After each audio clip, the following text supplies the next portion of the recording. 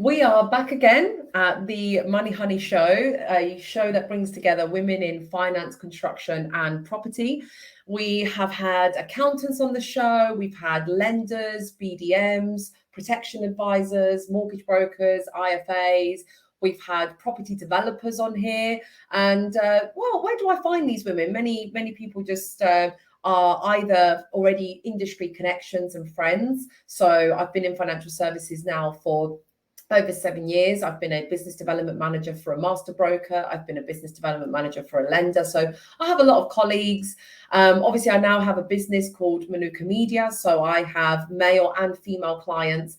And as I explore the industry from different perspectives and different angles, and I come across new people, there was the same message that kept coming up, which was, well, Roz, you're in social media. You're out there quite vocal and public all the time. You're in the media. We need to get more women out there. And I thought, well, yeah, the only way to get more women out there is if more women are out there. Like, you actually just need to just be out there and talk and put yourself out there. And obviously it doesn't come as natural or as easy. And don't get me wrong, it doesn't mean that I wake up with the exact words, knowing exactly what to do and what to say. I have to learn. And it doesn't mean I don't wake up with my own doubts and fears and my own lack of confidence. It's just something you have to work on. So that's why I created the show, because I thought, okay, well, why not create a safe space for people to come on the show, practice what it's like speaking, getting on the camera, being on a podcast, practice in a safe environment. Because as you grow through your career, as you get more senior, or as you venture out into certain projects, you may have to speak up, you may have to be in the press, you may have to be on social media. So this is what this show is all about. So yeah, I invite people to come along that who are either clients or who have been colleagues, ex-colleagues, and sometimes I just randomly message people on Instagram. I'm like, hey, I've been following you. Do you want to come on the show? And everyone is like, yeah. So actually, I want to give a shout out to all the speakers that have been on the show so far. Thank you for making this show possible. Otherwise, it would just be me talking to myself. So thank you for being brave to be on the show. And thank you to the people listening. I see your messages. Like, sometimes you message me saying, like, oh, I was listening to this on the way to work and it really lifted my spirits. Or I was listening to this at the end of a working day and I've just, feel so much more motivated. So thank you for reaching out. On today's show, I'm bringing in Hannah Bashford, owner of Model Financial Solutions. Now, Hannah's on the show. I know Hannah because we actually started working together on her social media strategy. So she's been a client before, but then turned into my protection advisor, right? So I brought Hannah in. I loved what she was doing in the business. I loved how she was running her operation and her team, that I decided to give her, I asked her, please, can you do a review of my protection policies? Because she's insanely passionate about that. So I brought Hannah on the show now because of the passion she's got for protection and her business, and also the work-life balance that she represents. She's got a lovely family and a wonderful business. So she started her career in financial services in 2004. And she said that it was after vowing to never work in the same industry as her dad and training as an early childhood specialist. So things just didn't go to plan. And here she is, 20 years later, having built a successful business in financial services. She started her career with Friends Provident and then went to work with a large London-based estate agency. And she was offering support with their mortgage and protection advisors. And that's, she's got a huge love for property and financial services. And that just kept growing and growing. So she then went on to being a paraplanner. She trained to then eventually be an advisor and then started her own advice company. In the time since setting up her business, she's grown from a team of 4. So she's grown from just being her to a team of 4. And she's also been a Samaritans volunteer. So she set up a community interest company helping families in the community with children under the age of 5. She has a young family herself. So needless to say, this is a massive money honey, right? This is what we call them on the show. She's a big money honey in my eyes because she's got the family, the charity, the business, the colleagues, and by the way, she has pygmy goats. We're going to talk about that later. So anyway, enough about me. I'm going to let Hannah do the talking.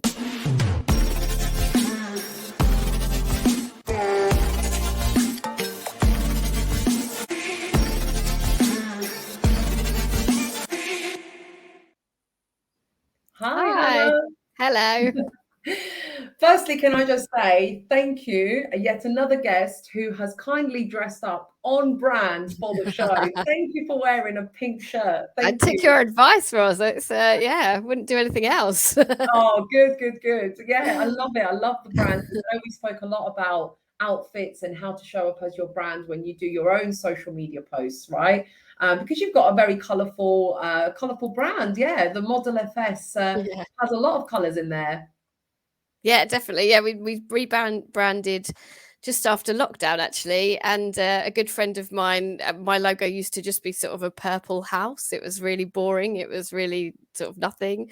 And I got a good friend of mine to redo it for us. And she just put all these colours in, and I saw it and I was like, yes, that is it. That is perfect. So yeah, that's just where it all comes from. But Yeah, no, I I love love your it. logo. And then I remember when we were going through like your social media content, I was like, own it, embrace these colors, wear the blue, wear the pink, wear all these colors, really kind of speak with your colors, because that's what we Yeah. need in financial services, isn't it? Hence I Yeah. started a company that was yellow and pink and orange. I just wanted I wanted to bring that energy into it.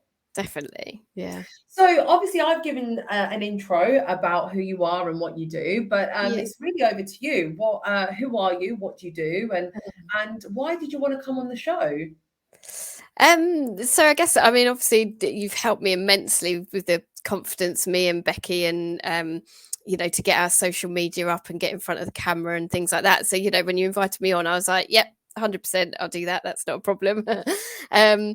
And yeah, I mean, we've as you said in the intro there, so I've been in financial services for a fair amount of time now, I'd say.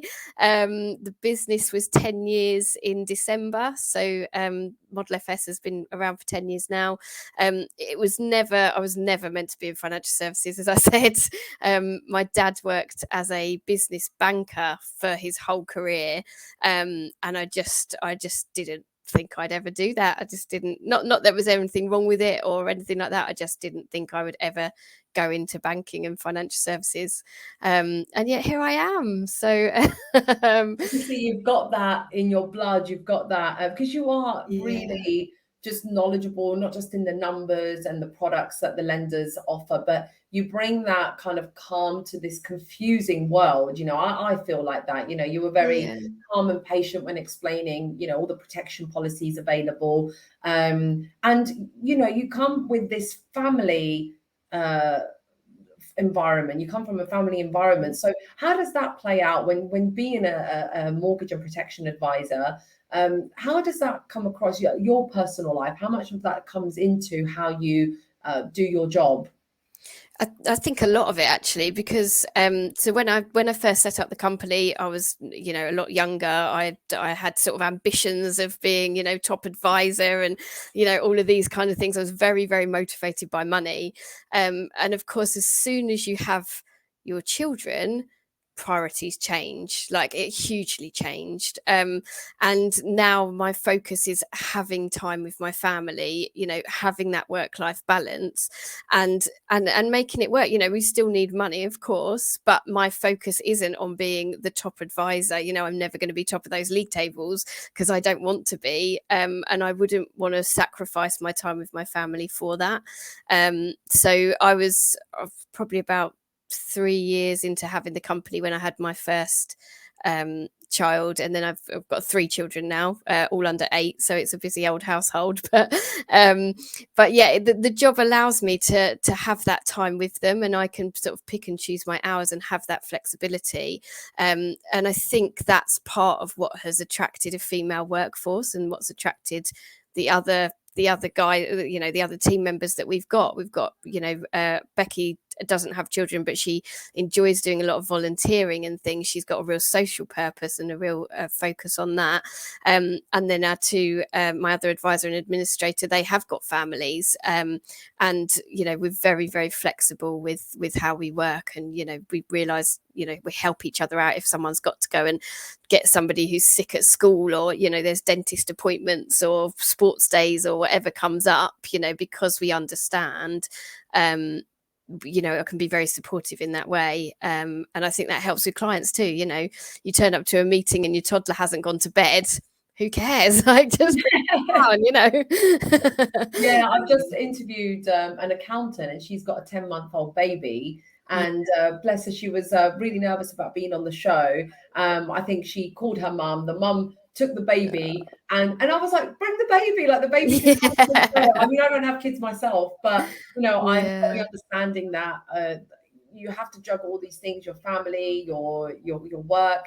But so you obviously started being an advisor before you had a family. But how has having had the family, being a mum and having children, changed? Has it changed the way you give advice? Has it changed the way you support your clients?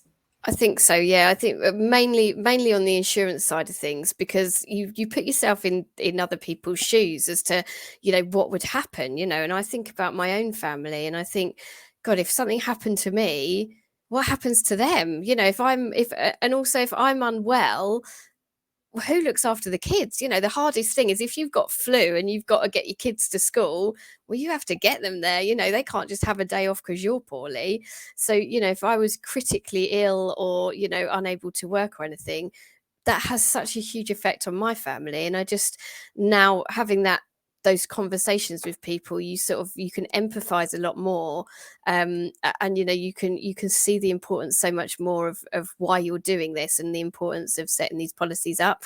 And obviously the insurance side of things is even important. It's important for people that don't have a family, but once you have got, those people are so dependent on you. How do they be looked after? If you can't work and things, you need money for childcare, and these sort of things. So I think having a family has changed my perception of that and the importance of that. But it's also, it's made me more understanding of people's time as well. Like, time is really important. And especially when you've got kids, you might, I don't know, a sort of half an hour mortgage meeting when you've got dinner to get ready and kids to get in the bath and, all of this, it's really important, especially if you might have been, if you've got some, we've got people who are executives, they've been in a really demanding, busy job all day. Then they come home, they want to spend time with their family. They don't then want to spend an hour talking to me.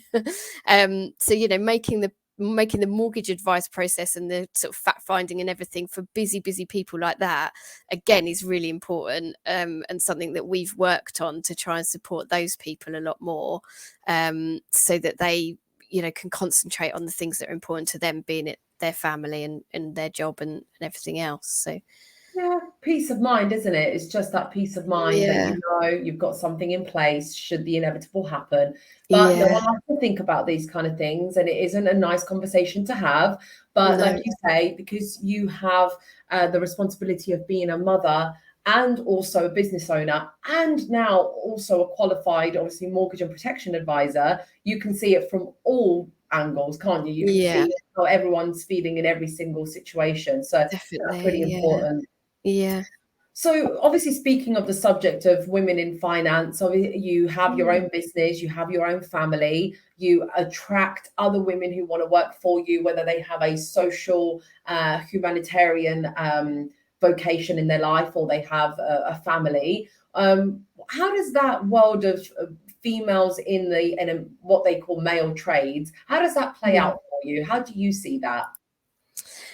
So I think it's got better, in terms of there being more women in the industry. If we were having this conversation 10 years ago, it would be me in a room full of men at conferences and things like that. And, the demographic was very much male orientated, people sort of up much older than I was at that time. And it had a more corporate feel, I would say. Like everyone was striving to be ultra professional, and everyone would be in suits and ties, and it felt like a bit of an unfriendly place to be. But I think the injection of women and just, I don't want to sort of broad brush it, but women seem to be a bit more empathetic. And I think in terms of giving people advice, you need that, because you have to have really good listening skills to be able to advise people appropriately, because it's not, we're talking about an individual with all of these things, and everyone's circumstances are different. So if you're just sort of going in there and giving a blanket approach to everybody and not really listening to what people are saying to you, you're going to get it wrong. Like, you're going to set up the wrong policies, you're going to take them in the wrong direction, and that's where things can come back. So I think women, and again, I don't want to discount men, because there's lots of men out there that are very good at this as well, but I think we bring a different spin to it, and especially people that are you've got families and things like that as well. You do have to listen. You've got more of a, you've got to be caring, and you've got to be empathetic, and you've got to listen to what the client needs. And I think that's what women are doing for the industry, is we're bringing that softer side to it. And people realizing, you don't have to turn up suited and booted to every appointment. People don't want that. It's quite intimidating, I think. Can be quite intimidating for somebody to turn up on your doorstep, or go into a really sort of an office that isn't very welcoming, and it can be really off-putting. So yeah, I think there's been a lot of positives to having women in the industry, and it's really good to see that is growing, and still is growing. Yeah, for sure. I mean, Yeah. I haven't been in the industry as long as you have, but even just in the last 7 years that I've been in it, I've certainly seen a massive shift and a massive change. And I've potentially been one of those people that sees a challenge or a barrier and just got through it anyway. I didn't let it hold me back. And did it divert me at times? Were there some difficult conversations? Yeah, potentially. But I broke through it. That's what we do. Do you find that when you're trying to build this business and trying to attract more female entrants, or trying to recruit more female advisors, did they have any hesitations or perspectives of the industry that you need to kind of justify, or No, it hadn't really come are up. they quite willing? Are they quite willing? Yeah, I hadn't built this business by design as being just for women, but it's women that have found me. So Becky was a friend of mine already, and decided she wanted to have a change, so she joined me, and that was great. And then Emily contacted me out the blue, and came to work for me, and I think it might be that because I've sort of got that, not the brand as such, but I am a family person. I'm quite approachable. We sort of sell ourselves as a friendly advice service. So being approachable and things, I haven't had to go out and find people. Basically, people have come to me. So that's the best way of marketing, isn't it? People are coming to you because it's attraction marketing, right? You're attracting the right people with the right attitudes. And it's all to do with your brand, Hannah. This is your brand. You've got this colorful brand, you've got this welcoming, warm feeling to your brand, and you've also got the family aspect. You do a lot with charity as well. So talk to me a little bit about the charities that you support, and the work that you do outside of work. Yeah, so in 2012, when I set up my business, actually, I found obviously not being in a full-time employment, having more time to actually do what I want to do. I trained to be a Samaritans volunteer, and I did that for about 4 years, until when my son was born. Essentially, I had to give it up, because I just didn't have the time to continue to do the sort of shift work that was there. But I found that I really missed it. Like, I really, really did miss that, and I found it really worthwhile. And yeah, I just missed it, basically.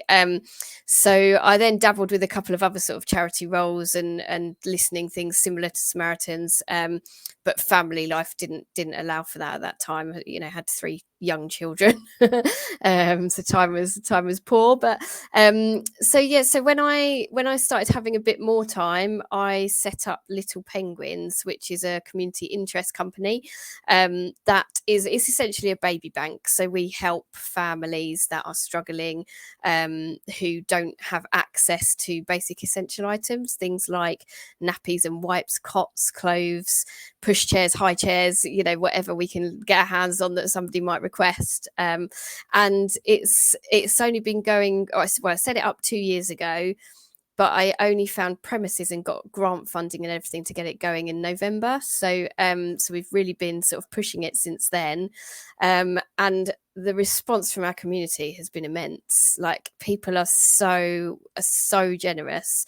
I find myself going to the office there, 2 or 3 times a week to get donations, people giving us clothes and equipment and toys and all of that, and then obviously having to get that out to the people that need it. That's sort of the biggest challenge at the moment. So yeah, but it's I've always had a thought that I help people in our communities with mortgage advice and protection advice, and those people by definition have to be wealthy, because you can't buy a house unless you've got money. So yes, we're doing a good service to those people, but there's thousands of people out there that will never get to use our service, because by definition they can't afford to, because they won't be in a position to buy property. So giving back through Little Penguins, I donate money to shelter for every single mortgage that completes, again for that reason that people that need to use a charity like shelter are never going to be in a position, or at this time won't be in a position to use my services to help them buy property. So I want to be, I'd like to think that I can help those people as well by giving money to those charities that can help them directly. Yeah, and that's exactly when like I was saying in the intro, we started getting to know each other because you wanted to be a client. You approached me and said, can you help me with my social media? But you're on the show because that's what I then explored when I started working with you. You told me about Little Penguins. You told me about, all the charity work that you're doing, all the work that Becky's doing as well with her charities. And I remember saying to you girls, don't post about mortgages on social media. This is the stuff that you need to talk to people about. And most advisors would turn around and be like, we've just paid you to tell us that. Like, we don't want to play. You know what I mean? It's like, it's just, I was trying to take you guys down a personal route, and you were probably thinking, well, hold on, Roz, we paid you for mortgage, to build our mortgage business. It's like, but that's what people want. Your community-based people, your humanitarian, and that's exactly what people want to hear about. Like you said, a mortgage, everyone has the privilege of buying a home, which is, when you put it like that, I'm just sitting here like, oh yeah, like that's just not going to happen for some people. Like, we take it for granted, and it's just so nice that you can be able to give back to other people in your community, but in a different from a different perspective. So that's really beautiful. That is really nice. I wanted to ask as well, moving on to just some of the stuff that you're doing for yourself, right? Let's just talk about Hannah for a second, okay? You've spoken about your kids. I love what you're doing for the community, but what do you actually do for yourself? So I tap dance randomly. No! Yeah. Do I know this? I don't know, maybe not. It's only been a year, so I'm learning to tap dance, which is cool. I really enjoy it. So it's really cool. And I am also, I learned Spanish, so I'm learning Spanish, on Duolingo, which is amazing. I've been doing that again for about a year. So that's really cool. And I've obviously got my goats. We've got a guinea pig. I've got 2 cats. A lot of animals. Just a lot of animals. There's a lot of and we just do a lot of family stuff, to be honest. So we go and meet other families, the kids play, we have social sort of things, get-togethers and things. We're quite close to the beach where we are as well. So in the summer we spend a lot of time down there just playing in in the sand, and just sort of chilling out really. So yeah, but tap dancing and Spanish are my hobbies, if you would say, at the minute. Oh So my God, that's so yeah. cool. How random, like tap dancing. I mean, I'm a dancer myself, so like, Okay. I'm a big fan of what you're doing. I've never Yeah. done tap. I've not done that before. I thought I would be, if I was gonna make a mistake, it would be too loud. The mistake, do you know what I Okay. mean? Like, you can't Yeah.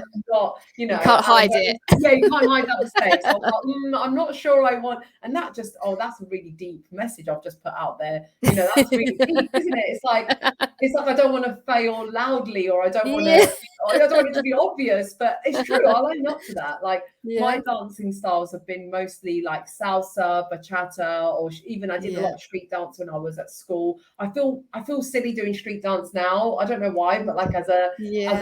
I don't know, 33-year-old, I Like feel an like age really sort of weird. thing. Like, Yeah.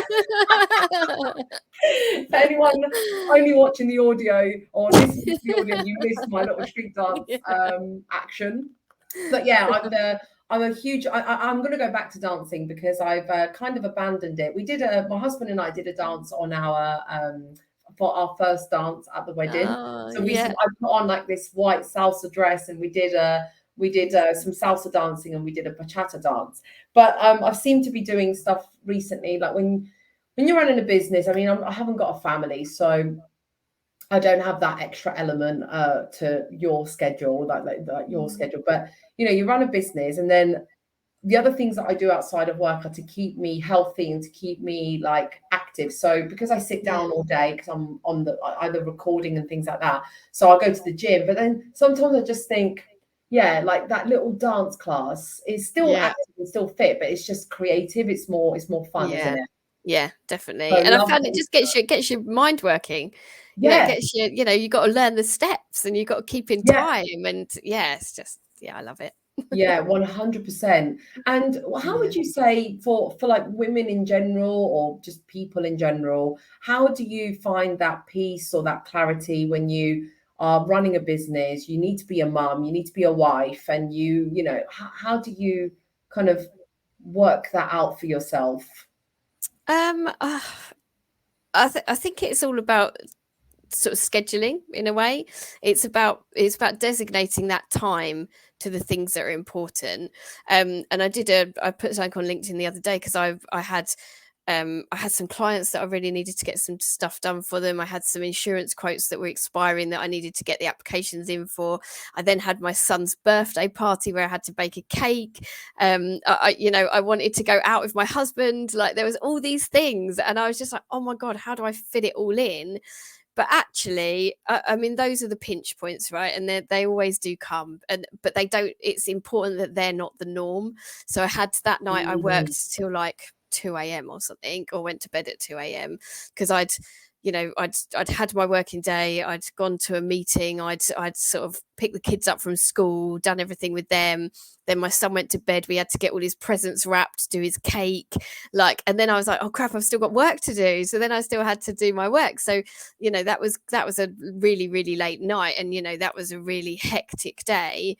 But that isn't the norm. I make sure that is not that. And if that is the norm, that is when I'm saying to myself, what the hell has gone wrong? What on earth is happening? Because that can't be the norm. That's burnout territory. And that oh is when yeah. you've 100% taken on too much. So yeah, just you've got to be realistic, I think, as well. I have all these madcap business ideas, and my husband says, well, Han, when are you going to do that? Like, where does that fit in? And I'm Oh just my like, gosh, oh, yeah. I'm all right. exactly the same. Yeah. Like, I so I volunteer at the church. That's how I give back again as well to the next generation. So I help with the youth club. Again, it's a safe space for them to be in. Maybe they don't Yeah. like school, maybe they don't want to be at home, maybe they, so that's a safe space Yeah. again for them to be in. I volunteer in schools with financial education and business education. Then now I'm the business, then I'm at the gym, and then I'll come home and I'm like, babe, right, I've got an idea, because the church want us to do the marriage course. They want us to, he's like, yeah, sure they do. He's like, when are you going to do? And he's so supportive. He will just be like, I know, he never tries to shut down an idea because he's like, she's going to do it anyway. So he's always just, and I like the fact that you said scheduling, like you gave a practical top tip, because often when I ask that question, the answers are all good, but you can often hear things like just keep going and, you know, just believe in yourself. And actually people underestimate that you just need to be freaking organized. Like if you want to get stuff done, you need a diary, you need a system, and you need support. Like, so make sure that, you know, if you all this stuff is important to you, because Hannah, obviously you are a busy mortgage advisor, but you don't make that the excuse to not go tap dancing, to not learn Spanish, to not feed your animals and feed your kids. Like you make that a reason to do it. Like you are so busy that you make a schedule, and that's what you have to do. Like it's really practical, guys. So get yourself a schedule. Do you use any scheduling system that you would recommend, or is it just what do you do to keep? No, so just sort of, you know, Microsoft Office, you know, Outlook's calendar. For the kids, we have an actual like a planner on the fridge, so we can write down, you know, what clubs we need to be at, whose house they're going to, what kids we've got here, all of that sort of stuff. So so for my personal sort of work and my achievements and things like that, things I want to do, that's all, you know, on an Outlook diary. But yeah, for sort of family life, we also needs to be visual for me and my husband. So we have a sort of a you know, monthly planner sort of thing that says where we're all meant to be and who needs picking up when, and clubs and all of that sort of stuff. So I write my husband's jobs on the fridge. Things he has to do. It's a fridge. It's just, you know, everyone goes past it, don't they? And it's just it's easy to see. So it's so easy to see. I especially do those little lists for him, bless him, when I'm when I'm like traveling for work. So like if I know I'm going to be staying away because I'm in Manchester or London or Birmingham or wherever, I know that I'm leaving the house and I feel like, is he going to survive? Okay, so I need to tell him. Because I'm doing so much of the doing and the thinking, I'm like, right, I'll put a list on the board on the fridge, and then he texts me, he's like, I love these little lists that you leave. But I know he does it when he gets back. He purposely leaves the list with like things ticked off, like he's done his homework. It's so cute. But yeah, listen, I obviously could talk for days because we've got so many things in common, but also you are an overachiever. That's how I would summarize you. I think you're an overachiever. I think you bring on. You're building a team. You're not just a business of one anymore. You know, you're just a person of one. You've got a team who rely on you. You rebranded. You've got a family. You've got animals. You've got a charity. You've got your own hobbies. And what I really love is that you've still kept Hannah. Hannah's still there, and that's so hard because a lot of women might be listening to this saying, yes, I reached a senior position, but I lost myself. Or yes, I recruited more mortgage brokers in my firm, but actually having recruited them has given me a new job. You know, so you've managed to still keep Hannah. So for anyone listening, I'm sure whether you have been in the same situation as Hannah, or you're building your business, or you've lost your way, I hope this episode has been an inspiration to you of how it can be done, of how you can schedule things. And if you're not taking, maybe what you've taken away from today is that Hannah does tap, and maybe you need something like that. I've certainly, that's an impression in my mind now. But just think about what have you got in your life that you might be doing the gym and you might be having, you know, your kids and play, but what's playtime for you? That's again a real big highlight for me today, is playtime. How do you play